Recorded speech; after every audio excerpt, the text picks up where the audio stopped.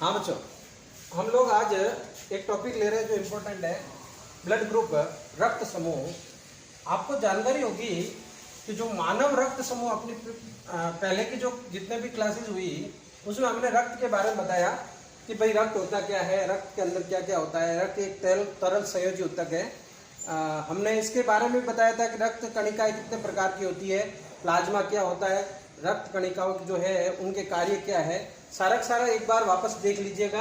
अब हम लोग ले रहे हैं ब्लड ग्रुप। ब्लड ग्रुप क्या होता है? आपने देखा होगा कि जब भी कोई दुर्घटना होती है या किसी व्यक्ति के स्वास्थ्य अच्छा नहीं रहता है तो उस व्यक्ति को जब अपन डॉक्टर के पास लेके जाते हैं तो कहते हैं हीमोग्लोबिन की कमी है और खून की कमी है सामान्य भाषा में, और उसको रक्त चढ़ाना पड़ेगा, ब्लड देना पड़ेगा। तो उस समय क्या क्या जानकारी या सावधानी रखनी पड़ती है? आखिर में उस समय किसी पर्टिकुलर रक्त समूह वाले व्यक्ति की पहचान क्यों जरूरी होती है और उसका रोगी का ब्लड ग्रुप मिलाना क्यों जरूरी होता है, ये सारी जानकारी आज की इस वीडियो में कवर हो जाएगी। उसमें सबसे पहले देखो, सभी मनुष्यों में रक्त समान नहीं होता है। ये तो कंफर्म हो गया कि भाई हमारा रक्त समूह जो है अलग अलग प्रकार का जो रक्त है उसके अंदर जो कणिका है ना, उस कणिकाओं के ऊपर जो संरचना है उसमें थोड़ा सा अंतर आता है और उसी को विभिन्न प्रकार के समूह में बांटा गया है, इसलिए ब्लड ग्रुप कहलाता है।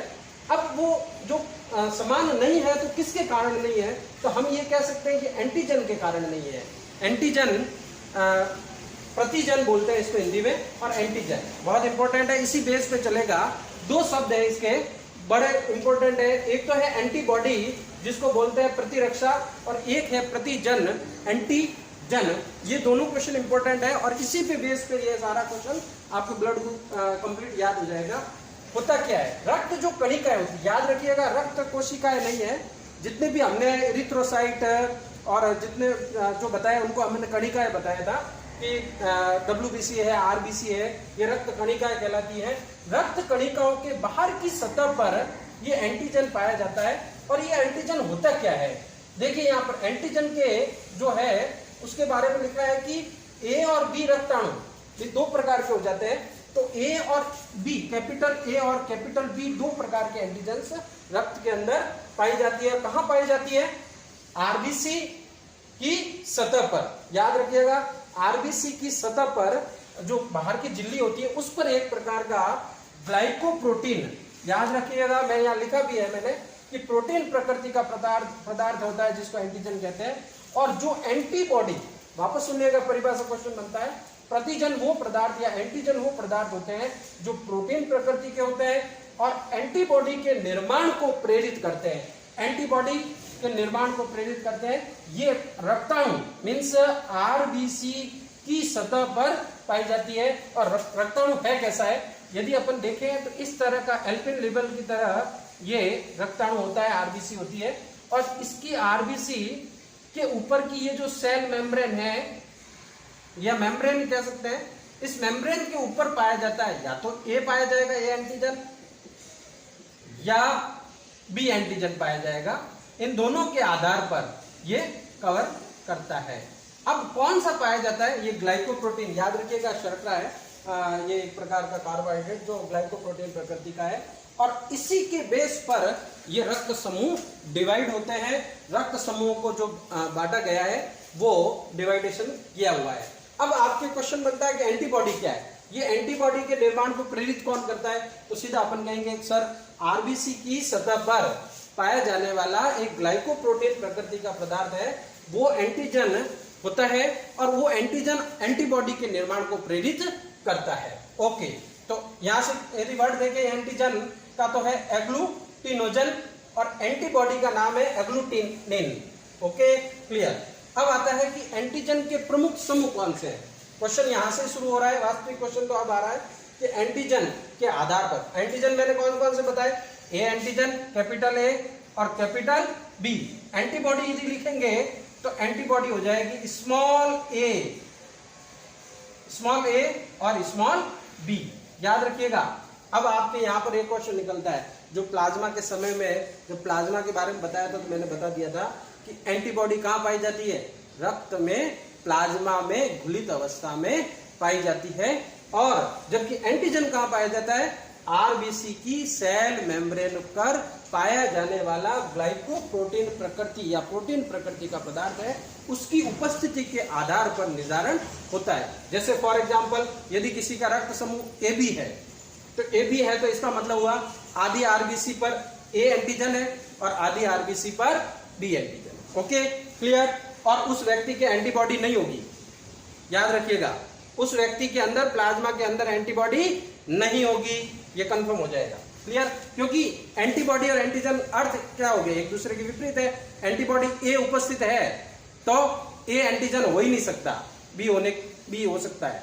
ओके, बी ब्लड ग्रुप है और बी एंटीजन है तो बी एंटीबॉडी नहीं होगी, एक दूसरे के विपरीत होती है। जब दोनों उपस्थित है तो क्या होगा, दोनों को जगह ही नहीं देंगे, एंटी विपरीत लोगों को यहाँ पर दोनों को आने की जगह नहीं मिलेगी, मीन्स एंटीबॉडी। ये सारा क्लियर हो जाएगा आगे के टॉपिक में।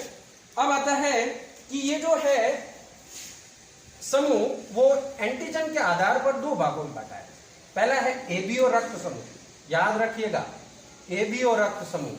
वास्तविक रक्त समूह जो सन 1900 में लैंड स्टीनर ने खोज करी, ए बी और ओ, ये वास्तव में ओ नहीं है, जीरो है, जीरो एंटीजन से, इसकी वजह से है कि इसके अंदर कोई एंटीजन नहीं है, तो फिर उस समय उन्होंने जीरो शब्द सेटल नहीं मानकर ओ लिख दिया है। तो A blood group, B blood group, A B blood group और ओ ब्लड ग्रुप। दूसरा जो है बांटा गया समूह ग्रुप जिसको आरएच मीन्स आरएच का मतलब होता है रिसस। मक्का का नामक बंदर में पहली बार खोज करेगी लैंड स्टीनर, वही वैज्ञानिक, साथ में जुड़ गया था विनर, और 1940 में आरएच समूह की खोज करी गई। ये दोनों कंपटीशन में भी आते हैं, किसी प्रकार का छोटा मोटा एग्जाम है, ये सारा कंपटीशन में का क्वेश्चन ही है। लैंड स्टीनर का तो हजारों बार कंपटीशन में आ चुका है। क्लियर। अब देखिए इधर, अब आप में से कई जने बोलेंगे कि भाई जैसे ब्लड ग्रुप है तो सर यदि दूसरे ब्लड ग्रुप चढ़ा दिया जाए, रक्त समूह किसी दूसरे का, रोगी को अन्य रक्त समूह चढ़ा दिया या जांच नहीं करके चढ़ाया गया या गलती से हो गया, तो उस समय क्या समस्या आएगी? उस समय समस्या क्या आती है, देखिए, एंटीजन और एंटीबॉडी प्रतिक्रिया होने लग जाएगी, रिएक्शन होने लग जाएगी, आश्लेषण होगा, समूहन या एग्लूटेशन हो जाएगा और उससे रोगी की मृत्यु हो जाती है, क्योंकि एंटीजन और एंटीबॉडी दोनों साथ में सेम हो जाएंगे और गुच्छन होने लग जाएगा, समूहन होने लग जाएगा। हाँ भाई, देखिए अब हम एक टेबल बताने जा रहे हैं, ध्यान दीजिएगा। उस टेबल के अकॉर्डिंग आपको पता चल जाएगा कि किस व्यक्ति को कौन सा रक्त समूह चढ़ाना जरूरी होता है और यदि गलत चढ़ा दिया गया तो क्या प्रभाव पड़ता है। इसमें से क्वेश्चन भी इंपॉर्टेंट है। सबसे पहले देखो, हमने कहा था कि एंटीजन ए और बी, एंटीजन वापस रिपीट कर देता हूं, एंटीजन कहां पर है, आरबीसी की सतह पर। आरबीसी ये रही, ये एल्पेनलिबन की तरह इस तरह से उभयावतल, और इसकी सतह पर एंटीजन या तो ए पाया जाएगा या बी, आरबीसी एक रक्ताणु पर। अब यहाँ एंटीबॉडी कहां पर है, रक्त समूह के अंदर, प्लाज्मा, जो प्लाज्मा है रक्त के अंदर, उसके अंदर गुलित अवस्था में होती है। एंटीजन यदि ए उपस्थित है तो बी एंटीबॉडी होगी उपस्थित रक्त में, रक्त समूह का नाम हो जाएगा ए। अब वो रक्त किसको दे सकता है, किस व्यक्तियों को, याद रखना कौन से रक्त समूह को, तो ए को तो दे ही सकता है क्योंकि एंटीजन ए है, एंटीबॉडी बी है, उससे कोई लेना देना नहीं। ए बी रक्त समूह को भी दे सकता है। Okay, clear. अब रक्त किससे ले सकता है, तो ओ से ले सकता है और ए से ले सकता है, और ये भारत के अंदर टोटल 23.5% पॉपुलेशन में से जो है वो ए रक्त समूह वाली है। Okay, clear. बी एंटीजन बस जस्ट विपरीत, ए एंटीबॉडी होगी, एक दूसरे के विपरीत है, याद रखिएगा। ये यहां से चेकआउट हो जाएगा। ए एंटीबॉडी उपस्थित, रक्त समूह बी हो जाएगा, रक्त समूह का नाम, बी रक्त समूह को तो दे सकता है और बी से भी ले सकता है, कोई समस्या ही नहीं है। ए बी को दे सकता है और ओ से ले सकता है। अब ए बी और ओ का फॉर्मूला क्लियर हो जाएगा जब अब तीसरी लाइन कवर करेंगे। ए बी रक्त समूह, याद रखिएगा, एंटीजन यदि किसी मनुष्य के अंदर ए और बी दोनों उपस्थित है तो मीन्स क्या हो जाता है कि एंटीबॉडी अंदर एब्सेंट होगी। याद रखिएगा, यदि रक्त समूह ए बी है, कोई यदि आपको कहता है कि उसका रक्त समूह ए बी है, तो आप समझिएगा कि उसके अंदर एंटीबॉडी अनुपस्थित है, एंटीबॉडी ए स्मॉल और बी स्मॉल। अब वो ब्लड ग्रुप हो जाएगा ए बी और ये यूनिवर्सल एक्सेप्टर है, एक्सेप्ट करने वाला सार्वत्रिक ग्राही है।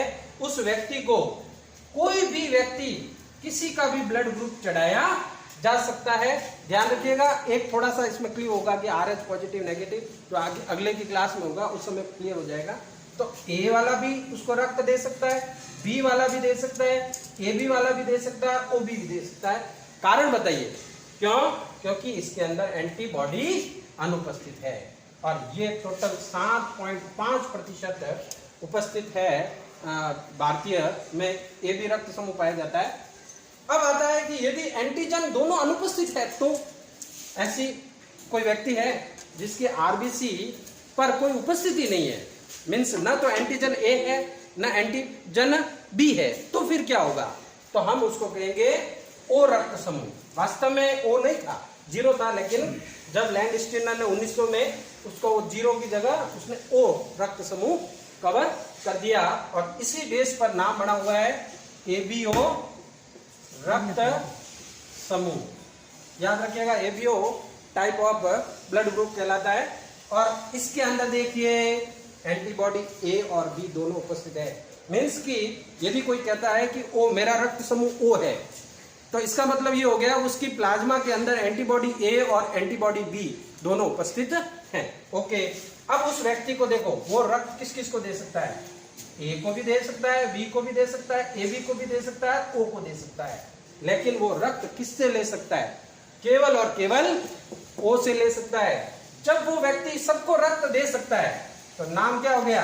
दाता, यूनिवर्सल डोनर, सार्वत्रिक दाता। इसलिए ओ रक्त समूह को सार्वत्रिक दाता, यूनिवर्सल डोनर, और ए बी रक्त समूह को यूनिवर्सल एक्सेप्टर कहते हैं। और टोटल पॉपुलेशन जो है इसकी 34.5 है, मीन्स की बी ब्लड ग्रुप और ओ की 34 और ए की 23 और ए बी की 7.5% है।